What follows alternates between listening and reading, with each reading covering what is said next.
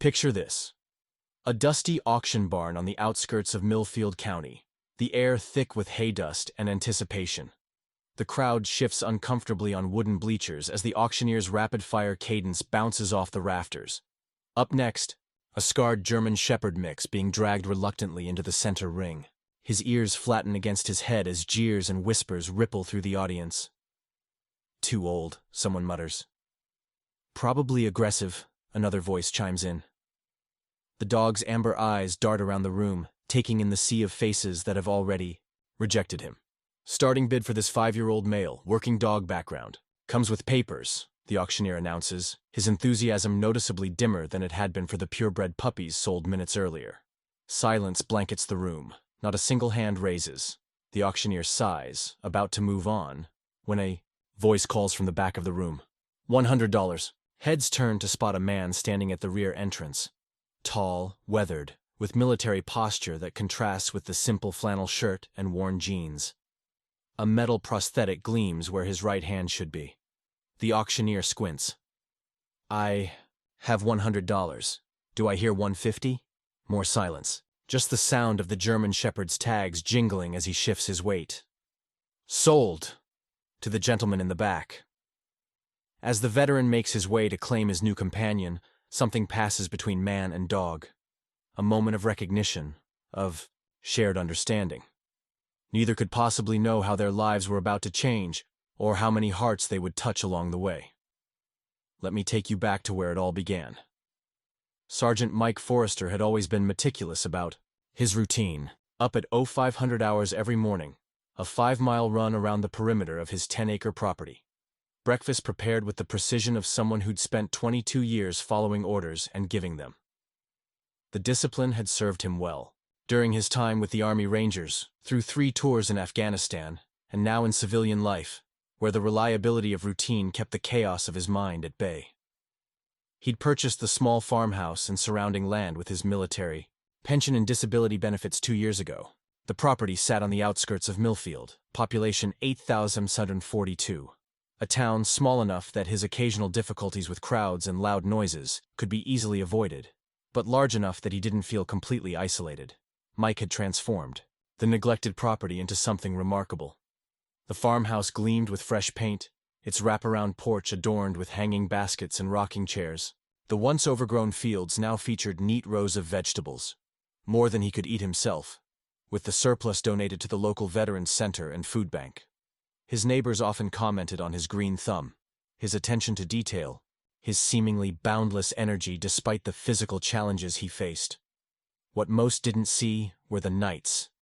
The hours spent staring at the ceiling, the memories that wouldn't fade, the phantom pain in a hand that no longer existed, the silence of the house that sometimes felt like it might swallow him whole.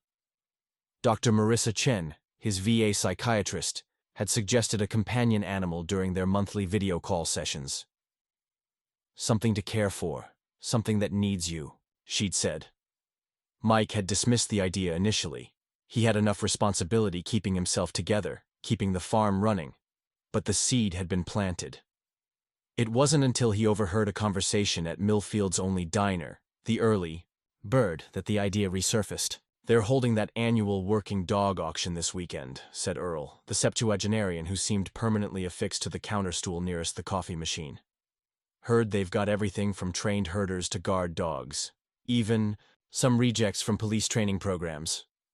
Mike sipped his coffee, not participating in the conversation, but listening with half an ear as he reviewed his supply list for spring planting. "Shame about them retired military dogs, though," Earl continued, lowering his voice slightly. "Word is that some of them have had a rough go of it. Too damaged to rehome easily, they say." Mike's pen stilled on the paper. He felt the weight of Earl's words settle into his chest, familiar and heavy. Too damaged. The phrase echoed in his head, bounced around like shrapnel. That evening, for the first time in months, Mike opened his laptop and searched for something other than farming, techniques, or weather forecasts. He typed, "Veterans adopt military working dogs," and fell down a rabbit hole of information that kept him up well past his usual 2100 hours lights out. By morning, he'd made his decision. The auction was tomorrow. He would go, not necessarily to buy, just to see. just to understand what happened to the dogs who, like him, had served their country and now faced an uncertain future. As Mike pulled into the gravel lot of the county fairgrounds, he noticed the shiny trucks and well-dressed families streaming into the main barn. These were serious buyers. Farmers looking for herding dogs, security companies seeking trained guard animals, affluent families hoping for a prestigious pedigree with working lineage. Mike parked his modest pickup at the far end of the lot and sat for a moment, gripping the steering wheel with his left hand, the prosthetic resting uselessly in his lap. He almost turned around, almost convinced himself this was a foolish errand. But then he caught sight of a transport van with "Second Chance Working Dog Rescue" emblazoned on its side, and something compelled him forward. Inside, the auction was already underway. Mike found a spot at the back, standing rather than joining the crowd on the bleachers. He watched as border collies, German shepherds, and Belgian Malinois were paraded before potential buyers. Some performed impressive demonstrations of their skills: herding, tracking, protection work. Others were marketed for their breeding potential or championship lineage. From his position, Mike could see not just the auction ring, but the holding area where dogs awaited their turn. His attention was drawn to a pen slightly apart from the others. Inside, a German shepherd mix paced restlessly, his movements stiff and agitated. Unlike the other dogs, who had handlers attending to them, this one was alone. A small sign on the pen read simply, "Lot 47, Maximus, 5 Ware, working background." Mike found himself moving closer, drawn by some inexplicable force. As he approached, the dog stopped pacing and fixed him with an intense amber gaze. The shepherd's left ear was partially missing, and a long scar ran down his right flank. Mike recognized the hyper-vigilant posture, the way the animal's eyes constantly scanned for threats, the tense readiness in his muscles. "I wouldn't get too close if I were you," said a voice behind him. Mike turned to find a young woman in the rescue organization's uniform. That one's not particularly social. "What's his story?" Mike asked, keeping his eyes on the dog. The woman, Sarah, according to her name tag, consulted a clipboard. "Military working dog, specialized in explosive detection. Served in Afghanistan for 3 years. His handler was killed in action about 8 months ago. Dog developed some behavioral issues after that. Not aggressive exactly, but unpredictable. Not following commands consistently." Mike nodded, understanding flowing between him and the animal in the pen. "PTSD, he said quietly, not as a question. Sarah looked up, seeming to really notice Mike for the first time. His posture, the prosthetic hand, the way his eyes never stopped tracking movement in the crowded space. "Yes," she said simply. "They're going to have a hard time placing him. Most people want a sure thing, you know? Not a project." "He's not a project," Mike said, more sharply than he intended. "He's a veteran." Sarah's expression softened. "You're right. I didn't mean, what will happen if no one bids on him?" Sarah hesitated, then sighed. "Best case, he goes back to the rescue to work with a trainer, see if they can address the issues. Worst case—" She didn't finish the sentence. She didn't have to. Mike watched as the auction progressed.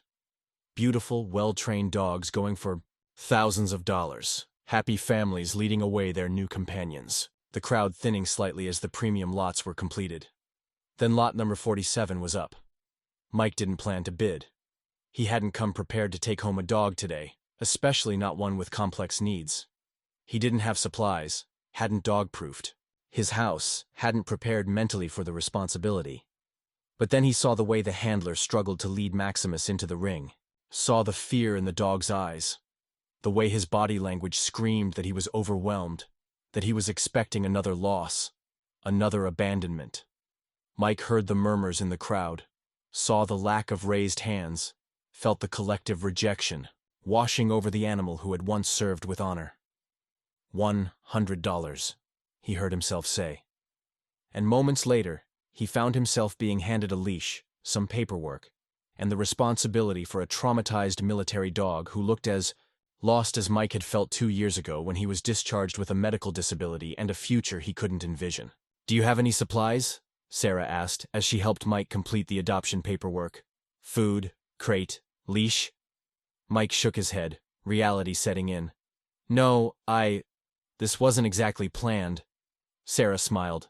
Wait here. She returned 10 minutes later with a bag of premium dog food, a sturdy leash, a collapsible water bowl, and a dog bed. Donation from the rescue, she explained. We like to see our veterans taken care of. Both kinds.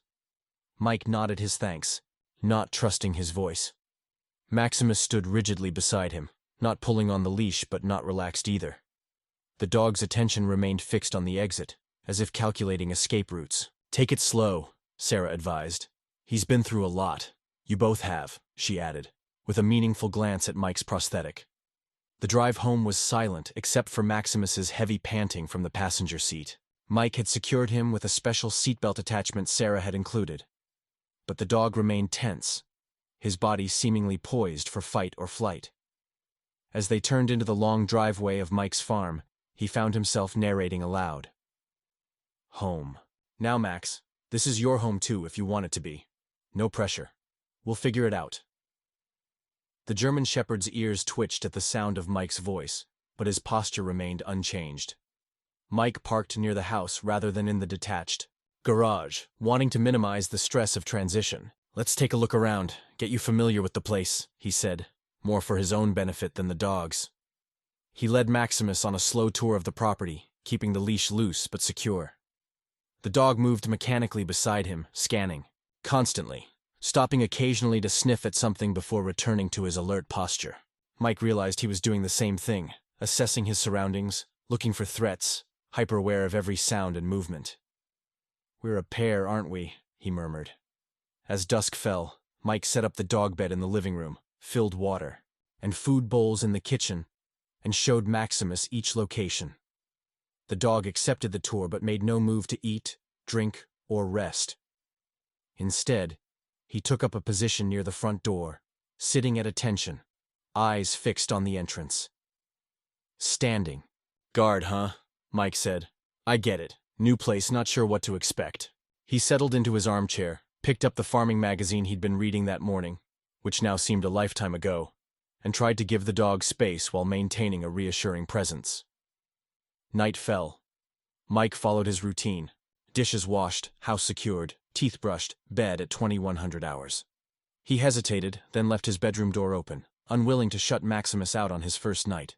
As he lay in bed, he could just make out the dog's silhouette, still sitting at attention by the front door. Good night, Max, he called softly. The silhouette didn't move. Mike woke at 0200 to whimpering. Momentarily disoriented, he reached for the light with his prosthetic, fumbled, and used his left hand instead. The sudden brightness revealed Maximus, still by the door, but now trembling slightly, making small sounds of distress, while still asleep. Without thinking, Mike slipped out of bed and approached slowly. Max, he said quietly. Maximus. You're okay. You're safe. The dog startled awake, a low growl rumbling in his chest, eyes wide and unfocused. Mike stopped, keeping his distance. Just a dream, buddy. I get them too. He sat on the floor, a good 6 feet away, and simply waited. After what seemed like hours but was likely only minutes, Maximus's breathing slowed. The growl subsided. The wild look in his eyes faded, replaced by something almost like recognition. Rough night, huh? Mike said conversationally. I've had my share. He began to talk, his voice low and steady, about nothing in particular. The vegetables he was planning to plant in the spring, the leak in the upstairs bathroom he needed to fix, the way the sunset looked over his east field. Just words, a lifeline of sound. Gradually, imperceptibly, Maximus relaxed his posture. His ears, which had been flattened against his head, rose slightly. His tail, tucked tightly against his body, loosened enough to rest on the floor. Mike kept talking until his voice grew, hoarse. Then, with deliberate slowness, he rose to his feet. I'm going back to bed. You're welcome to your dog bed, or you can stay here if you prefer. Your choice. He turned and walked back to his bedroom, leaving the door open. He didn't look back, didn't pressure, didn't expect. He simply offered a choice. Just as he was, drifting back to sleep, he heard the soft click of nails on hardwood.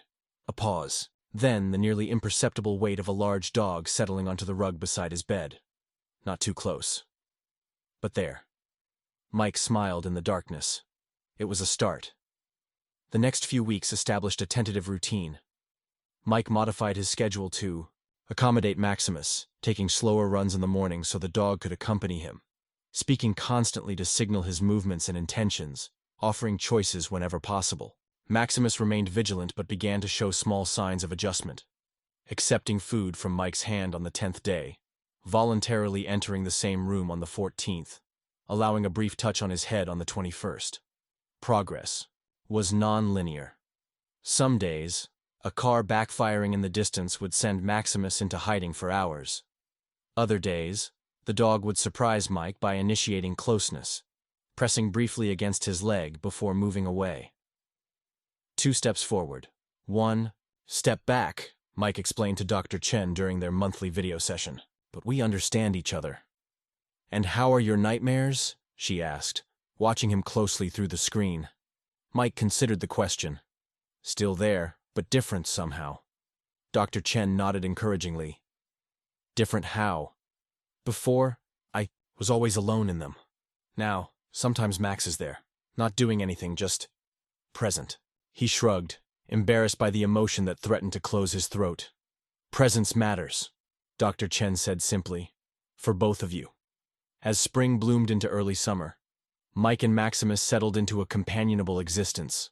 The dog still had his moments of fear or withdrawal, but he'd begun to show another side, intelligence, curiosity, and an unexpected gentleness when Mike was having a difficult day. Somehow, Maximus seemed to sense when Mike's phantom pain flared or when memories pressed too close, and he would position himself nearby, a silent support. It was on one such day in late June, when humidity made Mike's stump ache and dark thoughts circled like vultures, that they had their first visitor. Linda Mercer from the neighboring farm had mentioned stopping by to pick up some early tomatoes that Mike had offered to share, but he'd forgotten the arrangement.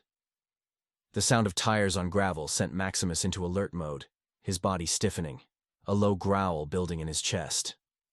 Easy, Max, Mike said, struggling to adjust his prosthetic, which was chafing badly in the heat. It's just Linda. Remember, I told you about her? Mike had indeed been telling Maximus about all the people in his life, showing pictures, describing relationships, preparing the dog for eventual socializing. But theory was different from practice. Linda's cheerful voice called from outside. Hello, Mike? It's Linda for those tomatoes. Maximus's growl deepened. Mike limped to the window and saw Linda approaching the porch, a basket in hand, her teenage son trailing behind her, eyes fixed on his phone. Come in, Mike called, hoping his voice sounded more welcoming than he felt. He turned to Maximus. Stay, he commanded gently. These are friends. The door opened, and Linda's smile faltered slightly at the sight of the large German shepherd standing tensely beside Mike. Oh, you got a dog. This is Maximus, Mike said, placing his hand gently on the dog's back. He's a retired military working dog. He's still adjusting to civilian life.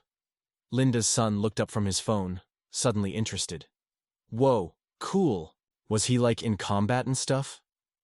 Before Mike could answer, Maximus let out a sharp bark, causing the teenager to step back quickly. Jason, Linda chided. Don't be rude. I'm sure the dog needs his space. She turned to Mike, her expression a mix of concern and curiosity. Is he safe? The question hung in the air, loaded with implication.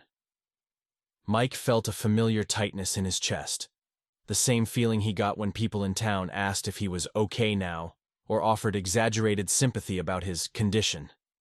Max is a veteran, Mike said evenly. Like me, he's seen things that have left marks. Like me, he's working through it. And like me, he deserves respect and patience, not fear and judgment. Linda flushed. Of course I didn't mean— Mom, can we go? Jason interrupted, backing toward the door. That dog looks like it wants to eat me. Linda's embarrassment deepened. I'm sorry, Mike.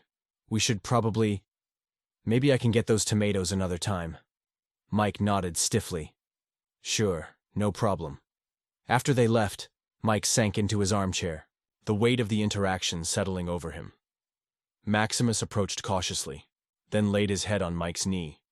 The first time he'd initiated such direct contact. "Thanks for the solidarity, buddy," Mike murmured, tentatively stroking the dog's head. "Guess we both know what it's like to be misunderstood." The incident with Linda might have remained isolated if not for Jason's social media post later that day. "Crazy Army vet on Millfield Road has a killer attack dog. Steer clear." Complete with skull emojis and an unflattering photo taken surreptitiously through Mike's screen door, showing Maximus baring his teeth. The post spread through the small community with alarming speed. By the next morning, Mike noticed a change in his normally friendly interactions in town. The clerk at the hardware store was oddly formal.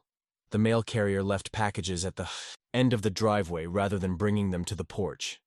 Two mothers hurried their children across the street when Mike took Maximus for a walk along the town's main road.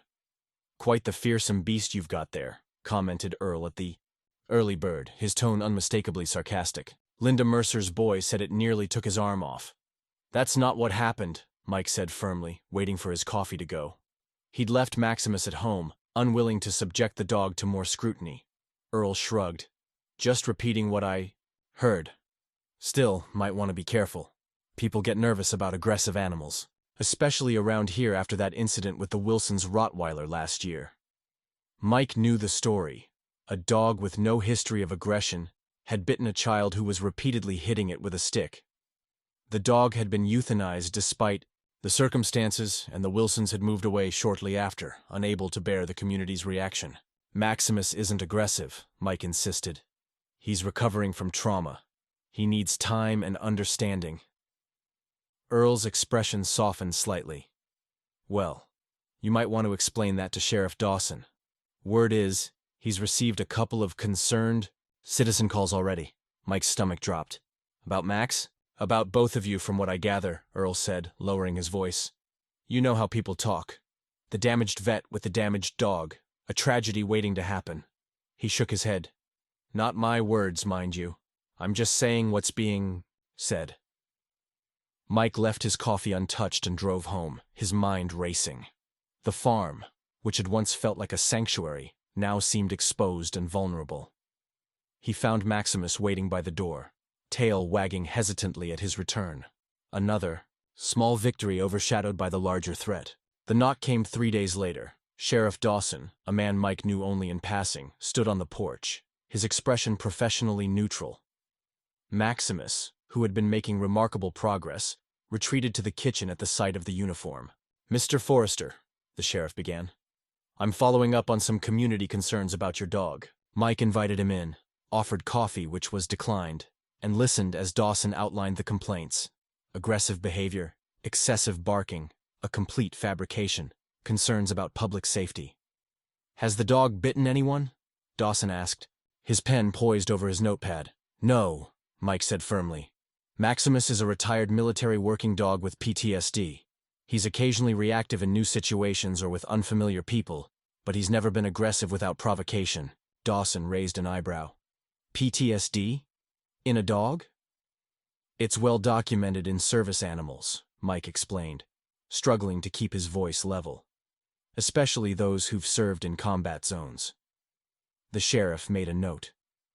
"Be that as it may, the county has regulations about dangerous animals. If I receive more complaints, I'll have to insist on a formal evaluation by animal control." After Dawson left, Mike sat on the porch steps, Maximus cautiously joining him after a few minutes. The dog pressed against Mike's side, sensing his distress. "What are we going to do, Max?" Mike whispered, absently stroking the dog's scarred flank. The irony wasn't lost on him. Both of them had survived war zones only to find themselves under siege in a place that should have been safe. That night, unable to sleep, Mike reached out to Sarah from the rescue organization. Her response was immediate and practical. She connected Mike with a certified animal behaviorist who specialized in working with service and military dogs, offered to provide documentation of Maximus's training and service record, and suggested community education as a long-term solution. "The best way to change perceptions is through demonstration," she wrote. "Show them who Max really is, not who they fear he might be." The idea took root in Mike's mind. If people could see Maximus as he truly was, loyal, intelligent, healing, perhaps they would understand. And perhaps, in the process, they might see Mike differently too. With guidance from the behaviorist, Dr. Raina Patel, Mike began a more structured rehabilitation program for Maximus. They worked daily on desensitization techniques, confidence, building, and positive associations with new experiences. Dr. Patel, herself an Army veteran, understood both the dog's needs and Mike's. "He's making remarkable progress," she told Mike after their 4th session. "And so are you." Mike looked up from adjusting his prosthetic, which he'd been doing less self-consciously in her presence. "Me?" Dr. Patel smiled. "Yes, you. You're advocating for him, which means you're advocating for yourself too. That's significant." The breakthrough came unexpectedly during their 6th week of training. Dr. Patel had brought along her therapy dog, a gentle golden retriever named Sunny, to help Maximus practice social interactions. The two dogs were cautiously sniffing each other in Mike's backyard when a series of loud pops sounded from the neighboring property. Earl's grandson setting off early 4th of July fireworks. Mike tensed, preparing for Maximus to bolt or bark. Instead, something remarkable happened. The German shepherd froze momentarily, then turned to look directly at Mike, as if checking to see how his human was responding to the threat. Mike, caught in his own startled response, took a deliberate deep breath. "It's okay, Max," he said calmly. "Just fireworks. We're safe." Maximus held his gaze for a long moment, then visibly relaxed, returning his attention to Sunny as if the interruption had never occurred. Dr. Patel's eyes widened. "That was impressive," she said quietly. "He's using you as his emotional reference point now. That's a profound level of trust." Mike felt something unlock in his chest, a warmth spreading through him. "He trusts me," he repeated, the words feeling momentous. "You've earned it," Dr. Patel said. "Now, how about letting the community see what you two have accomplished?" The plan came together over the next few days. The annual Millfield Summer Festival was approaching, a weekend of activities that brought together the entire community. With Dr. Patel's support, Mike secured permission to set up an informational booth about service dogs, military working dogs, and the unique challenges faced by canine veterans. Sarah from the rescue organization arranged for several other handler dog teams to participate, ensuring Maximus wouldn't be the sole focus of attention. Dr. Chen provided literature about PTSD in both humans and animals, framing it as an injury, rather than a weakness. The booth took shape. Heroes with Paws. Understanding Our Canine Veterans. Mike worked through his anxiety about public speaking, preparing a short presentation about Maximus's service and their journey together. With each practice session in front of Dr. Patel and Sarah, his confidence grew. The night before the festival, Mike sat on the porch with Maximus beside him, watching fireflies rise from the fields as dusk settled. "Big day tomorrow, buddy," he said softly. "Our chance to change some minds." Maximus rested his head on Mike's lap, his amber eyes reflecting the last light of day. In that peaceful moment, Mike realized how far they'd both come, not just in training milestones or behavior modifications, but in healing. The nightmares for both of them had become less frequent. The hypervigilance had eased. They moved through the world less like survivors and more like living beings. The Millfield Summer Festival dawned bright and clear. Mike and Maximus arrived, early to set up their booth, strategically positioned at the edge of the main thoroughfare to allow Maximus space if the crowds became overwhelming. Dr. Patel and Sarah arrived shortly after, bringing banners, brochures, and 4 other handler dog teams, each with their own story of service and recovery. As the festival opened and people began to filter past, reactions were mixed. Some visitors gave the booth a wide berth, eyeing Maximus with unmistakable wariness. Others stopped, curious about the display of service dog equipment, medals, and informational materials. The first real connection came from an unexpected source. Jason, Linda's son, approached with a group of friends, clearly recognizing Mike and Maximus. But instead of the mocking Mike had braced for, the teenager seemed genuinely interested. "Is it really true he saved lives by finding bombs?" Jason asked, pointing to the photo display showing military working dogs in action. Mike nodded. Maximus served 3 tours in Afghanistan. He's credited with identifying dozens of explosive devices that could have killed American soldiers and Afghan civilians. That's actually pretty cool, Jason admitted, his friends nodding in agreement. So he's like a hero dog? Yes, Mike said simply. He is. By midday, a small crowd had gathered for Mike's scheduled presentation. Standing beside Maximus, who remained calm with his service vest on, Mike shared their story. His injury, his struggles upon returning home, the fateful day at the auction, and their parallel journeys of recovery. PTSD isn't a character flaw, he explained. For Maximus, for me, for any veteran, human or canine, it's an injury sustained in service. And like any injury, it can heal with proper care, patience, and community support. From the audience, Sheriff Dawson spoke up. How can we know if a dog like yours is safe around our families? It was the question Mike had been dreading. But now, looking down at Maximus sitting calmly beside him despite the noise and crowd, he found he had an answer. The same way you know if I'm safe, he replied evenly. By my actions, not your assumptions. By getting to know me as a person, not as a label. Maximus deserves the same consideration. A murmur of agreement rippled through the crowd. Linda Mercer, standing at the back, caught Mike's eye and gave a small nod of acknowledgement. The true turning point came unexpectedly during the festival's closing hour. A young girl, perhaps 5 or 6 years old, broke away from her mother and ran directly toward the canine veterans booth. In her excitement, she tripped over a tent stake and fell hard, her cry of pain cutting through the ambient noise. The crowd froze. All eyes turned to the dogs, particularly to Maximus, the dangerous one, who was closest to the child. Before Mike could react, Maximus was moving, not away from the distress, not toward it with aggression, but deliberately, calmly to the child's side. He sat beside her, his body between her and the crowd, and gently nuzzled her shoulder as she sobbed. The girl's mother rushed forward, terror on her face, but stopped short at the scene before her, her daughter's tears subsiding as she reached out to touch the German shepherd's scarred ear. The dog's patient stillness, Mike approaching slowly, to ensure all was well. He's helping her, someone in the crowd said with surprise. That's what he was trained to do, Mike explained, kneeling beside the pair. Protect, serve, comfort. He helped the little girl to her feet, checking her scraped knee. You okay, sweetheart? She nodded, her hands still buried in Maximus's fur. Your dog is nice, she said with the simple clarity of childhood. Yes, Mike agreed, feeling something tight in his chest finally release completely. He really is.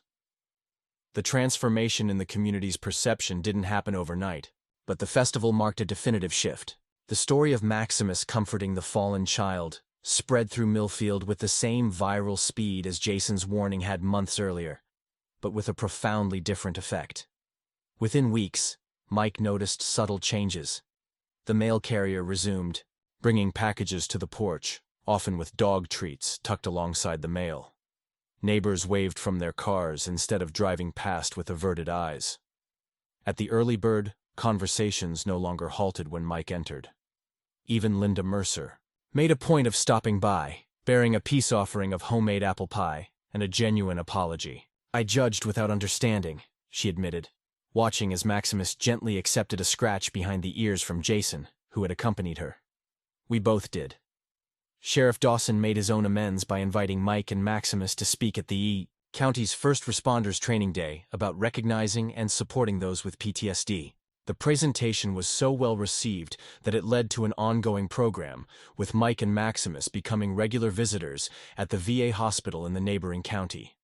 Dr. Patel, impressed by Maximus's progress and natural empathy, suggested formal therapy dog training.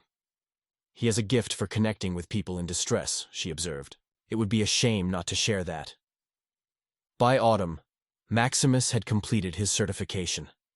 Twice weekly, he and Mike visited the VA hospital, local nursing homes, and occasionally the elementary school's reading program, where nervous young readers found confidence by sharing stories with an attentive canine audience. During one such visit to the VA, Mike encountered an older veteran in a wheelchair. his vacant expression brightening only when Maximus approached and rested his head on the man's lap. "Had a dog like this in Vietnam," the man said, his voice rough from disuse. "Best friend I ever had." Mike nodded, recognizing the connection forming between dog and human. The same lifeline that had pulled him back from his own isolation. "They understand without words," he said. The man looked up, really seeing Mike for perhaps the first time. "You get it," he said, not a question but a recognition. His gnarled hand found Mike's prosthetic one, gripping it firmly. "Yeah," Mike acknowledged. "I do." 1 year after the auction, Mike and Maximus sat on their porch swing, watching. The spring sun set over fields now lush with new growth. The farm had evolved, with the addition of a small training area where Maximus helped socialize other rescued working dogs, a program Mike had started with Sarah's support. The anxious, rejected dog from the auction pen was now a confident, gentle presence in the community. He still had his moments. Unexpected loud noises could send him seeking shelter. Certain smells could trigger a momentary regression. But they were fewer and farther between. And Mike. The nightmares hadn't disappeared entirely, but they no longer held the power they once did. The phantom pain still flared occasionally, but it was manageable. Most significantly, the isolation he had both feared and cultivated had given way to connection. With Maximus, with the network of veterans and handlers they'd become part of, with the community that had learned to see beyond labels. The evening news often featured stories of divisiveness, of fear trumping understanding, of walls being built rather than bridges. But here, in this small corner of the world, Mike and Maximus had created a different narrative. One of second chances, of healing through service, of the profound bond between a wounded warrior and the dog who had taught him to trust again. As if sensing his thoughts, Maximus pressed closer against Mike's side. In response, Mike did what had once seemed impossible. He relaxed completely, letting go of vigilance, of worry, of the burden of constant readiness. In its place remained only gratitude, and the knowledge that sometimes the most wounded hearts have the most to give. If you've been moved by this story of healing and second chances, I'd love to hear your thoughts. Have you witnessed the special bond between veterans and service animals? Has an animal helped you through a difficult time? Share your experiences in the comments below. Remember, sometimes the most meaningful connections come when we look beyond appearances and recognize the hero within. Just like Mike saw the potential, in Maximus, we all have the ability to see beyond labels and find the true worth in those around us. If this story touched your heart, give it a like and share it with someone who might need a reminder that healing is possible, even from the deepest wounds. And don't forget to subscribe for more stories that celebrate the extraordinary connections between humans and animals. Until next time, remember, rejected doesn't mean unworthy. Sometimes it just means waiting for the right person to see your true value.